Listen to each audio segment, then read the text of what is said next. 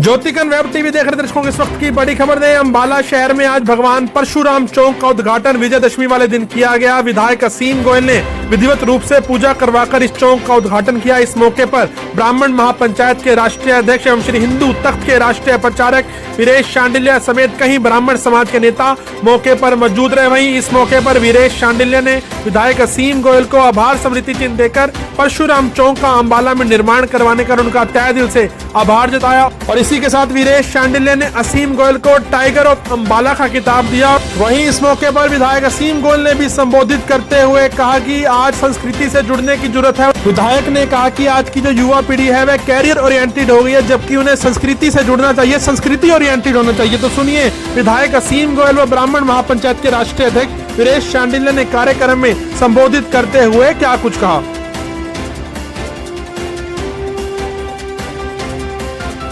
से कि वो आए और आपके पावन अवसर पर अपने विचार रखें। डॉक्टर वीरेश शांडिल्य परम आदरणीय अंबाला के जनप्रिय नेता, अंबाला की छत्तीस बिरादरी के मान सम्मान और हकों की लड़ाई लड़ने वाले, भाजपा के दूसरी बार विधायक बने मेरे छोटे भाई असीम गोयल जी, उपस्थित ब्राह्मण महापंचायत के ब्राह्मण समाज के मेरे बड़े भाई पिता तुल्य प्राणनाथ शर्मा जी, के शर्मा जी, सीएम शुक्ला मंच का संचालन कर रहे मेरे बड़े भाई संदीप सचदेवा, पूरनचंद शर्मा जी, पूर्व मेयर रमेश मल जी और तमाम मातृशक्ति पत्रकार साथियों, मां रेणुका के पुत्र, मां रेणुका की कोख से जन्मे, अन्याय और अत्याचार के खिलाफ पर्चा उठाने वाले भगवान परशुराम जी का चौक अंबाला की पावन धरती पर बना और इस चौक का निर्माण हरदिल अजीज विधायक असीम गोयल के माध्यम से हुआ। इससे पहले समाज के भी ब्राह्मण विधायक रहे, लेकिन किसी ने यह प्रयास नहीं किया। भगवान परशुराम जो मध्य प्रदेश की धरती पर इंदौर में जन्मे, जिनके अंदर में केरल में, हिमाचल में, बिहार में, उत्तर प्रदेश में ऐतिहासिक और स्थल है, ये वही भगवान परशुराम है जो अश्वत्थामा के पिता के गुरु थे। ये वही भगवान परशुराम है जिन्होंने कौरवों और पांडवों को कृष्ण को शास्त्रों का ज्ञान दिया। आज मेरे भाई असीम गोयल ने अंबाला की धरती वो धरती है जहां से 1857 की क्रांति का बीज रखा गया था, यहीं से आजादी की लड़ाई रखी गई थी। आज पूरे हरियाणा के ब्राह्मण न केवल असीम गोयल के ऋणी हैं, बल्कि हरियाणा की सरकार के मुख्यमंत्री के भी ऋणी हैं, जिन्होंने ब्राह्मण समाज का सम्मान किया। समय आ गया है, ब्राह्मण जो है जिद्दी होता है। हमारे भगवान परशुराम जिद्दी थे, लेकिन अन्याय और अत्याचार के खिलाफ उन्होंने हमेशा पर्चा उठाया। अब जिस व्यक्ति ने हमारे सम्मान का सूचक, हमारे पिता की फोटो, हमारे पिता की प्रतिमा अंबाला की ऐतिहासिक धरती पर स्थापित की, अब समय आ गया है। मैं आज उनका जन्मदिन भी है, वो दीर्घायु रहे, निरोग रहे। मैं मांग करता हूं आज हरियाणा के मुख्यमंत्री मनोहर लाल खट्टर जी से, मैं मांग करता हूं आज भारतीय जनता पार्टी के राष्ट्रीय अध्यक्ष जेपी नड्डा से कि ब्राह्मणों का इतना सम्मान करने वाले हमारे हरदिल अजीज विधायक, जिन्होंने पूर्व केंद्रीय मंत्री को प्राप्त किया, बड़े बड़े राजनेताओं को प्राप्त किया, उन्हें हरियाणा के मंत्रिमंडल में सम्मान देकर हरियाणा के ब्राह्मणों का सम्मान बढ़ाया जाए। यह खाली ब्राह्मणों की बात नहीं करते, इन्होंने अंबाला में महर्षि वाल्मीकि चौक बनवाया, ब्राह्मण रामायण पढ़ते हैं। ब्राह्मण की शुरुआत ब्राह्मण की सुबह रामायण पढ़कर होती है। और असीम गोयल ने भगवान महर्षि का चौक बनाकर न केवल ब्राह्मणों का सम्मान किया बल्कि वाल्मीकि समाज का भी सम्मान किया। मैं तो ये कहता हूं वाल्मीकि समाज के बीच जाकर कि अगर सबसे बड़ा वाल्मीकि कोई है तो वो ब्राह्मण है, क्योंकि ब्राह्मण महर्षि वाल्मीकि की लिखी हुई रामायण को पूछता है, पढ़ता है। तो समय आ गया है सनातन की रक्षा करने वाले इस बब्बर शेर को, मैं तो इसको टाइगर ऑफ अंबाला कहूंगा। मैं आज खिताब देता हूं इसके जन्मदिन पर। ये टाइगर ऑफ हरियाणा भी है, टाइगर ऑफ अंबाला भी है, जो आपके मान सम्मान के लिए हरियाणा की विधानसभा पर धरने पर बैठ सकता है। वो शेर का बच्चा जिस मां ने उसको जन्म दिया, मैं उस मां के चरणों में आज नमन होता हूं, जिसने सनातन का सम्मान किया। अग्रसेन चौक जिसने शहीदों का सम्मान किया, अमित आहूजा की चौक बनाकर उसका द्वार बनाकर। तो मैं ज्यादा कुछ ना बोलता हुआ, क्योंकि विधायक जी ने बोलना है, धूप है भाई। हरियाणा के अंदर उपचुनाव चल रहा है, यहां बड़े सीनियर ब्राह्मण बैठे हैं। आज अंबाला की बात बड़ौदा विधानसभा तक पहुंचे, जहां एक ब्राह्मण बब्बर शेर, जहां वो ब्राह्मण पंडित योगेश्वर का चुनाव लड़ रहा है, जिसने हिंदुस्तान के अंदर विश्व का नाम रोशन किया। ब्राह्मणों उठाओ और एक करवा चुनाव करवाओ, 36 बिरादरी से वोट दिलवाओ उसको जाकर, क्योंकि ब्राह्मण एक समाज का नहीं, ब्राह्मण ने तो हर समाज का सम्मान किया। हर समाज की दिशा और दशा को बदलने के लिए ब्राह्मण समाज आगे रहा। तो मैं ज्यादा कुछ न कहता हुआ इनको आज जन्मदिन पर कोटि कोटि बधाई देता हूं। और मेरी ब्राह्मण समाज से मांग है कि बड़ौदा उपचुनाव के बाद नेताजी भी ब्राह्मण हैं, उनसे टाइम लिया जाए। और हरियाणा की कैबिनेट, मुझे पता चला है कि शायद बड़ौदा उपचुनाव के बाद हरियाणा की कैबिनेट द्वारा बनेगी, और तो हम मांग करेंगे अपनी बात जाकर। कहते हैं मां भी बच्चे को जब तक दूध नहीं देती, जब तक बच्चा रोता नहीं। 36 बिरादरी जाएगी और हरियाणा की कैबिनेट में मैं ब्राह्मण हूं और इस चौक से शपथ लेता हूं, जब तक मैं असीम गोयल को हरियाणा की वजारत में मंत्री न बनवा दूं, मेरा संघर्ष जारी रहेगा। जय दादा परशुराम, जय भाई असीम गोयल, जय अंबाला। पंडित वीरेश चंडी जी जिंदाबाद। भगवान परशुराम की जय। भगवान परशुराम की जय। एक बार सब जोर से नारा लगाएंगे। ये हमारी अंतरात्मा की आवाज उस परमात्मा तक जरूर जानी चाहिए। बोलो भगवान परशुराम जी की। आज के इस बहुत ही पावन दिवस के ऊपर, पावन दिवस इसलिए है कि आज हम सब लोग विजयदशमी का माथा टेक के अपने घरों से यहाँ पर आए। और ये पावन दिन अंबाला वालों के लिए और पावन इसलिए बन जाता है कि आज भगवान परशुराम जी के प्रतीक चिन्हों से सुसज्जित उनके इस प्रेरणा चौक को आज हमने अनावरण किया, हम सबने मिलकर। आज के इस कार्यक्रम में उपस्थित इस अंबाला से हमारे जो ब्राह्मण पंचायत है, उनके हमारे अध्यक्ष, हमारे साथी, जितने वरिष्ठ साथी यहाँ पर उपस्थित है, आदरणीय प्राणनाथ जी शर्मा, के शर्मा जी, शुक्ला साहब, कप्सी जी, शशिकांत जी, कार्यक्रम में उपस्थित मेरे बड़े भाई के समान, मेरे बड़े अच्छे मित्र पंडित वीरेश चंडी जी, हमारे इस मंडल के अध्यक्ष हितेश जैन जी, हमारी पार्टी के वरिष्ठ नेता संदीप सुखदेवा जी, पार्टी के हमारे वरिष्ठ नेता पूर्व में मेयर रहे रमेश लाल मल जी, कार्यक्रम में उपस्थित।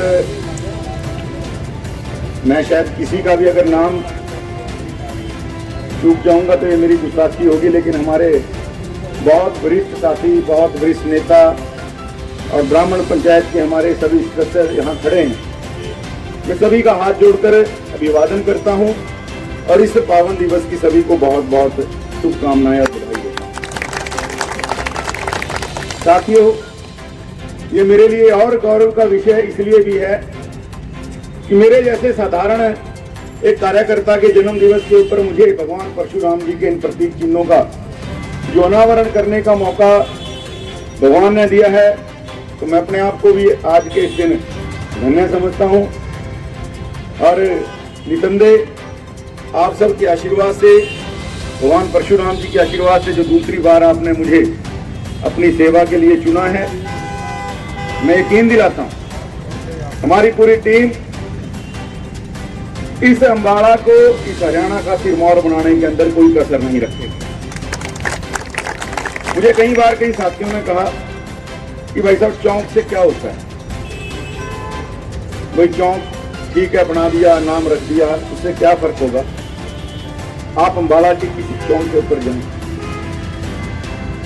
प्रत्येक चौक की अपनी एक कहानी है, अपना एक मैसेज है, अपनी एक कथा है। और वो ये कथा है जिसको हम कभी ना कभी अपनी स्मृतियों से विस्मृत कर चुके हैं। हमारे आज के बच्चों को अगर हम पूछेंगे कि दादा परशुराम का इतिहास क्या है, भगवान परशुराम ने किस लिए परसा उठाया था, आज के बच्चे लड़खड़ा जाएंगे। उनको नॉलेज होगी अमेरिका के अंदर क्या चीज खाने की अच्छी है, कौन सी गाड़ी आज सबसे ज्यादा भाग रही है, इंटरनेट का कौन सा कनेक्शन बिना रुके स्पीड देता है, कौन सा जूता अच्छा है, कौन सी घड़ी अच्छी है, कौन सा स्कूल अच्छा है, कौन सी यूनिवर्सिटी अच्छी है, कौन से हम अच्छे करियर की ओर जाएंगे, कहाँ पे तनख्वाह अच्छी है, सब कुछ होगा। हमने अपने बच्चों को कैरियर ओरिएंटेड बना दिया, लेकिन संस्कार ओरिएंटेड नहीं बना पाए। ये हमारी गलती। बच्चों को तो हम, ये गिल्ली मिट्टी, ये कच्ची मिट्टी है। कुम्हार जब चाक के ऊपर उस मिट्टी को चढ़ाता है, वो मन में सोचता है कि मैं सुराही बनाऊंगा, लेकिन जैसे मिट्टी चढ़ाता है उसको लगता है कि नहीं, सुराही नहीं, मैंने घड़ा बनाना है। वो जब ही चाक के ऊपर चढ़े चढ़े मिट्टी का जो है स्वरूप बदल देता है और सुराही की जगह घड़ा बन जाता है। ये संस्कार देने की जिम्मेवारी हम सब लोगों की है। हमारे बच्चों का कसूर नहीं है। जब तक हम उनके अंदर संस्कार रोपित नहीं करेंगे, हम उनको सामने से नहीं बताएंगे कि दादा परशुराम ने ये जो परसा क्यों उठाया था। और हम बड़ा सुनते हैं कि क्षत्रियों का संहार किया, लेकिन उसके पीछे का कारण क्या था, उसके पीछे की कथा क्या थी। जितने हम अस्त चिरंजीवी कहते हैं, जो आज तक जिंदा हैं, इस धरती के ऊपर विचरण कर रहे हैं, इस धरती की रक्षा करते हैं, उनमें से दादा परशुराम एक हैं। लेकिन क्या बाकी सप्त चिरंजीवियों का नाम किसी को ध्यान है क्या? आज हमें भारत के सारे शहरों का नाम याद होगा। कौन से शहर में कचौरी अच्छी मिलती है, कौन से शहर में समोसा अच्छा मिलता है, कौन से शहर की चाय अच्छी है, किसकी केक पेस्ट्री अच्छी है, ये ध्यान होगा। लेकिन सप्त अष्ट चिरंजीवी जो हमारे हैं, उसका नाम ध्यान नहीं होगा। ये जिम्मेवारी हमारी है। और आज हमें अगर समाज ने जिम्मेवारी दी है, प्रत्येक चौक की अपनी एक कहानी है, उस कहानी से बच्चा सीखेगा। भगवान परशुराम के बारे में जानेगा तो उसको रामायण का, भगवान राम का, सीता माता का, वो स्वयंवर का सारा दृष्टांत, ऋषि जमदग्नि की सारी बात, सारा वृतांत सामने आएगा। छठा अवतार हम भगवान विष्णु का दादा परशुराम को कहते हैं। भगवान विष्णु के बाकी 9 अवतार कौन से? क्योंकि ये चीजें आपस में गुंथी हुई हैं। और अम्बाड़ा को तो सौभाग्य है, भगवान वामन की धरती, जो 5वां अवतार हम कहते हैं कि भगवान विष्णु का वामन भगवान के रूप में प्रकट हुआ था। और ये उस दिन इस चौक का अनावरण करना था वामन द्वादशी को, लेकिन कोरोना कोविड-19 की वजह से उस दिन हमें उस बड़े दिन ये काम नहीं कर सके, तो हमने दूसरा बड़ा दिन चुना। आज का बड़ा दिन इसलिए चुना, आज हम विजयदशमी मनाते हैं। असत्य के ऊपर सत्य की जीत हुई, अधर्म के ऊपर धर्म की जीत हुई। और दादा परशुराम ने, भगवान परशुराम अपना पूरा जीवन अन्याय से लड़ने में, अधर्म से लड़ने में लगा दिया। उनका जीवन एक बहुत बड़ी सीख है, बहुत बड़ा संकल्प है। और संकल्प के रास्ते में अगर स्वजन भी आए, निज माता पिता आए, निज भाई आए, निज बंधु आए, बांधव आए, लेकिन इस धरती के अंदर बदलाव का जो संकल्प भगवान परशुराम ने लिया था, वो अपने स्वजनों के ऊपर होकर भी उन्होंने संकल्प को पूरा किया था। ये बहुत बड़ी सीख उनके जीवन से। भगवान वामन ने यहाँ अवतार लिया, 5वां अवतार उनका विष्णु भगवान से हम कहते हैं, और 6ठे अवतार का आज हम यहाँ पर उनका प्रतीक चिन्हों का जो चौक है उसका अनावरण कर रहे हैं। और हमने तो जो दूसरा भगवान हम कहते हैं विष्णु का, जो भगवान वामन का विष्णु का जो अवतार है कूर्म, हमने तो अपने यहाँ पर जो हमारा सिटी पार्क बनेगा वहां पर टर्टल पार्क भी इसीलिए रखा। वो खाली टर्टल पार्क एक घूमने की जगह नहीं बनेगा, कछुए रखेंगे, खाली कछुए रखने से उसकी शो नहीं बनेगी, लेकिन वो कूर्म जो दूसरा अवतार भगवान विष्णु का है और 5वें अवतार की ये जन्मस्थली है, उन दोनों अवतारों को मिलाकर ताकि बच्चों के अंदर जिज्ञासा पैदा हो कि भाई भगवान विष्णु के 10 हम कहते हैं अवतार हैं, 9 हो गए, 10वां कौन है? 9 के 9 नाम कोई बता दे, बहुत रेयर लोग हैं जो नाम बता पाएंगे।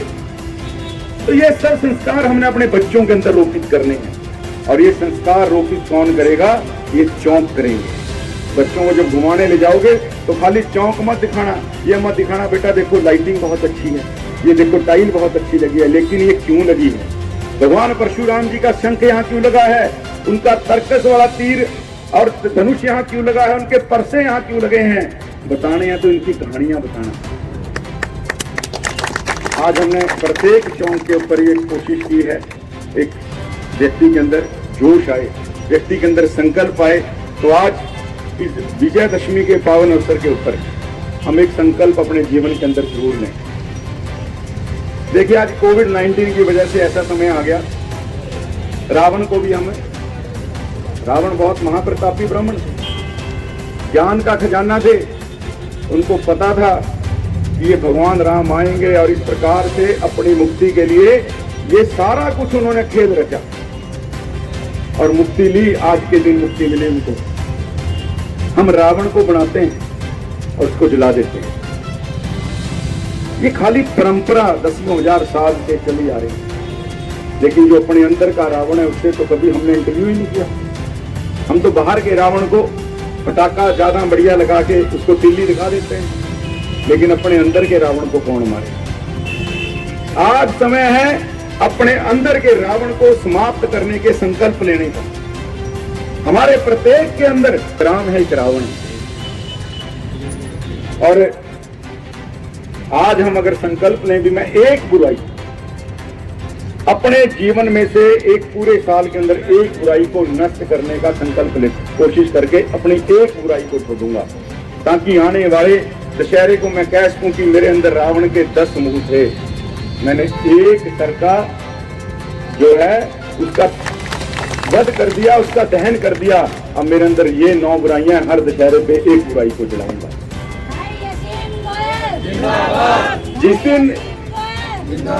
जिस दिन हम अपने अंदर के रावण का संपूर्ण दहन कर देंगे, इस धरती को किसी निश्चित रूप से अवतार की जरूरत नहीं पड़ेगी साथियों, हम सब के अंदर राम हो जाएगा। और ये धरती निश्चित रूप से जो राम राज्य की कल्पना हम करते हैं, धरती के ऊपर स्वर्ग की कल्पना करते हैं, निश्चित रूप से धरती स्वर्ग बन सकती है हमारे केवल एक संकल्प से। तो आज हम संकल्प लेकर जाएं, अपने बच्चों को भी संकल्प करवाएं कि अपने रावण से लड़ाई लड़ेंगे, अपने रावण के अंदर के रावण को दहन करेंगे। इतनी बात कहता हुआ मैं पुनः भगवान परशुराम जी के चरणों में नतमस्तक होता हुआ आज आप सभी को, क्योंकि भगवान परशुराम खाली ब्राह्मण बिरादरी से जुड़े हुए नहीं थे, ब्राह्मणों के द्वारा तो हैं, लेकिन वो सबके आराध्य देव। भगवान परशुराम ने जो अपने जीवन के अंदर इस प्रकार से शंख भी बजाया और परसा भी उठाया, उन्होंने शांति भी और शक्ति भी, ये अपने आप में ऐसे देवता हैं जिनके जीवन से हम दोनों चीजों का ज्ञान ले सकते हैं, कि शक्ति और शांति। तो इसी नाते आज मैं आपको दोबारा विजयदशमी की भी शुभकामनाएं देता हूँ। धन्यवाद। एक बार जोर से नारा लगाएंगे, बोल सियापति रामचंद्र की, बोलो भगवान परशुराम जी की। धन्यवाद। जय हिंद।